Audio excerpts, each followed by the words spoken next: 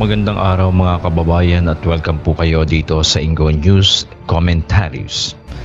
Ngayong eleksyon 2025 muli na namang umingay ang pangalan ng dating Pangulong Rodrigo Roa Duterte. Habang umiikot ang kampanya, mapapansin natin na ang tila palagi ang pagkabalisa at pagiging defensive ng Administrasyong Marcos at ng mga kaalyado nito tuwing babanat sa FPRRD. Bakit nga ba tila nagkakaroon ng paranoia o takot ang kampo ng Pangulong Ferdinand Bongbong Marcos Jr. sa bawat patutsada o biro ni Duterte? Ano ba ang maaaring epekto nito sa politika ng bansa? At paano nito maaapektuhan ang resulta ng eleksyon ngayong Mayo 12, 2025? Yan ang ating pag-uusapan at hihimay-himayin ngayong araw. Disclaimer lamang po ulit. Ang lahat ng mga mapapanood at maririnig ninyo sa video na ito ay base lamang sa aming personal na opinyon, pagsisiyasat at pagsasaliksik at hindi nagre-representa sa sinumang individual, grupo o institusyon. Viewer discretion is advised.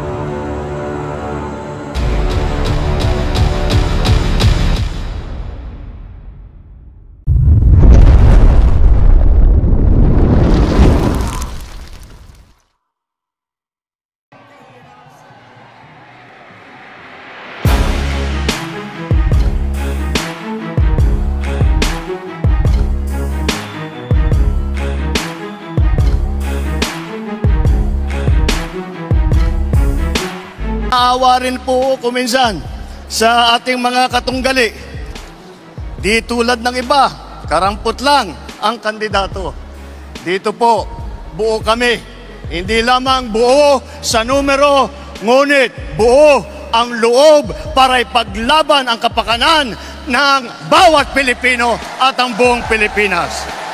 Nagtataka nga ako, parang yung mga iba na naging kandidato nag-deliver lang yata ng suka, nabigyan na ng certificate of candidacy. Ngayon, marami kasi sila, ano dapat ang gawin natin? Patayin natin yung mga senador ngayon para mabakante. Talakayin po natin ang mga posibleng dahilan ng pagiging defensive ng administrasyon sa mga banat ng dating Pangulong Rodrigo Duterte. Una, ang epekto ng jokes ni Duterte sa publiko at politika. Si dating Pangulong Rodrigo Duterte ay kilala sa kanyang mga prangka at diretsyong pananalita. Kung minsan ay pabiro, ngunit may laman. Noong siya ay naglilingkod bilang Pangulo, marami sa kanyang mga pahayag ang ginamit upang ipahiwatig ang kanyang mga tunay na damdamin at mensahe kahit pa ito'y nasa anyong pabiro. Ngunit para sa Administrasyong Marcos, ang mga biro ni Duterte ay hindi simpleng source ng kantyawan lamang. Ito ay isang seryosong banta sa kanilang kapangyarihan. Hindi lamang basta biro, may halong babala ayon sa kanilang palagay. Kilala si Duterte sa pagbibitaw ng mga pabirong patutsada na may kasamang matinding kritika sa mga nasa kapangyarihan.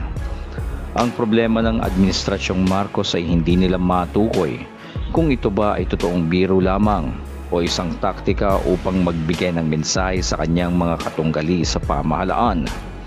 Maaalala na kamakailan lamang ay nagbitaw ng isang pahayag si FPRRD during proclamation rally ng PDP laban bilang tugon sa negative campaign ni na Pangulong Marcos Jr. sa kanilang proclamation rally sa Ilocos. Tara, panoorin po natin ang clips na ito.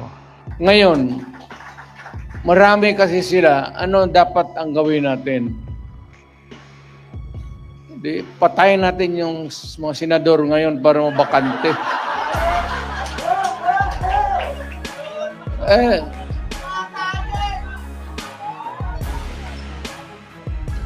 Makapatay tayo ng mga 15 na senador, pasok na tayo lahat.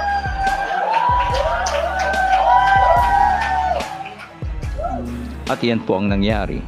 Mayroon namang professional na komento ang isa sa mga iniidolo kong attorney na vlogger na si Attorney Neil Abayon patungkol nga sa response ni FPRRD sa biro nito sa 15 senador na dapat di umanong mawala sa mundo, at ito ang kanyang legal na pananaw. Panoorin po natin.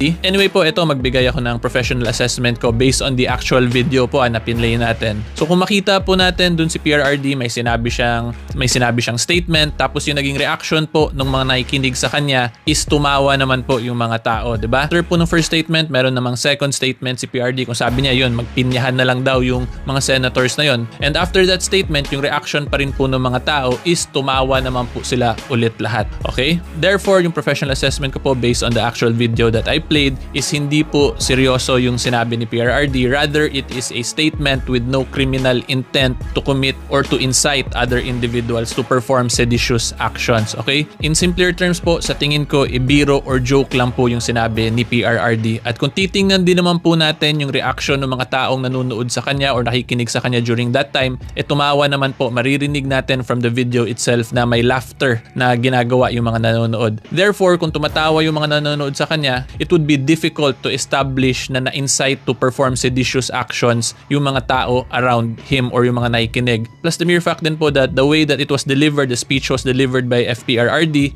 ako po yung professional point of view or assessment ko po dun is mukhang wala naman po siyang criminal intent to commit or to incite others to perform seditious actions. Okay? Base nga po sa profesional na pananaw ni Attorney Neil Abayon, kailangan munang ma-establish ng complainant ang lahat ng mga necessary evidences para mapatunayan na mayroon ng criminal intent to influence others to conduct seditious acts. Sa isang gobyerno na kasalukuyang binabatikos dahil sa isyu ng korupsyon, mahina di umanong liderato at hindi pagtupad sa mga pangako noong nakaraang kampanya, ang anino ni Duterte ay isang malakas na puwersa na maaaring magpabago ng public perception. Maraming biro ni FPRRD ang kalaunay naging seryosong pahayag na may malalim na kahulugan. Ang kanyang pagbibiro na patayin ng mga drug lords at mga drug personalities na naging batayan ng kanyang matinding war on drugs. Ang kanyang pabirong pag-atake noon kay dating VP Leni Robredo na nagkaroon ng matinding epekto sa politika at sa pananaw ng publiko laban sa oposisyon. Kung kaya't ang mga biro ni Duterte ngayon ay hindi maaaring baliwalain, lalo na't ito ay maaaring naglalaman ng mensaheng hindi nais marinig ng Administrasyong Marcos. Kaya nga masasabi natin na dito pa lang ay asartalo na ang mga bataan ng administrasyon. Ikalawa, ang fear factor ng Duterte legacy. Isa sa mga pinakamalalaking dahilan ng seryosong approach ng administrasyon ay ang matibay na legasiya at pangalan sa politika ng mga Duterte. Alam naman ng karamihan na mayroon pa ring malawak na suporta sa Mindanao at Visayas sa mga Duterte na nagiging dahilan sa pananatili ng isa sa pinakamaimpluwensyang pangalan sa Mindanao at ilang bahagi ng Visayas.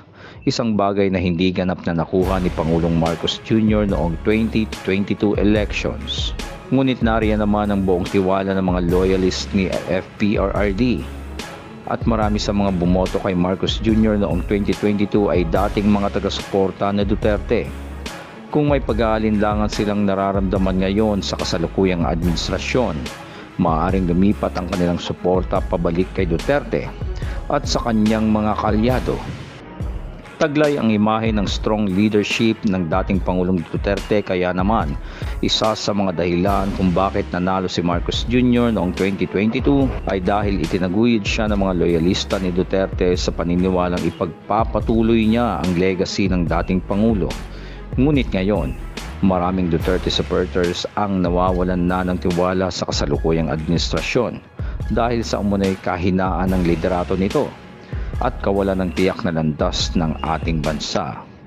Ang katotohanan ito ay nagpapataas ng paranoia sa kampo ni Marcos Jr. Ikatlo, may malalim na lamad sa Marcos-Duterte Alliance. Hindi natin maitatanggi na ang relasyon ng mga Marcoses at Duterte ay hindi na kasing tatag tulad noong eleksyon 2022. Ang impeachment laban kay VP Sara Duterte na isinulong ng mga kongresista na kaalyado ng Administrasyong Marcos ay nagpalala ng alitan at di pagkakaunawaan. At ayon nga sa mga taga-suporta ng dating Pangulong Duterte, ang di umunong aksyon na ito ay isa lamang taktika upang malihis ang pananaw ng taong bayan sa alikasyon ng korupsyon sa 2025 national budget. Isa din sa mga dahilan ng paranoia ng pamahalaan laban kay FPRRD ay ang kritisismo nito laban sa pamahalaan mula sa mga isyu sa droga, sa Maharlika Fund, hanggang sa mga hindi natutupad na pangako ng gobyerno. So ano ang dapat nating abangan sa mga susunod na kaganapan sa ating pamahalaan sa kabila ng paranoia ng administrasyon? Isang bagay ang sigurado, si dating Pangulong Rodrigo Duterte ay isang political force na hindi basta-basta mawawala sa eksena.